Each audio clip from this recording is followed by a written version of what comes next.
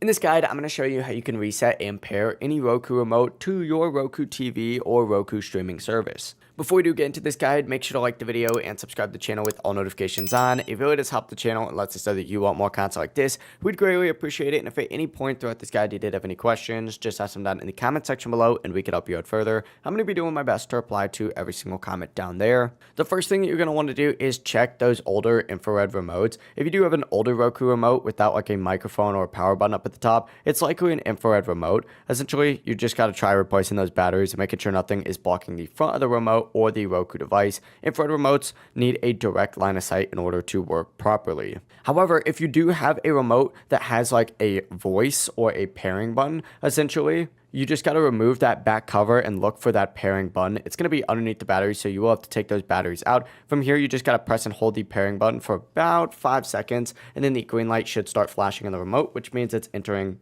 pairing mode. After a few seconds, the remote should connect automatically. If it doesn't, try reinserting the batteries and charging the remote and repeat the process. Some Roku remotes do not have a visible pairing button. If there is a battery tab though, remove it first and then just press and hold the home button and the back button together for about 5 seconds until the green light starts blinking. That means the remote is going to be pairing to your Roku device. If that still doesn't work, you're going to want to try power cycling your Roku TV or streaming device. Essentially, that means unplug it from power for about 60 seconds, plug it back in, and repeat the pairing steps. It really is as simple as that. That is how you can pair any Roku remote. If this guide did help you out, make sure to like the video and subscribe to the channel with all notifications on. It really does help the channel and lets us know that you want more content like this. We'd greatly appreciate it. Have a great rest of your day, though.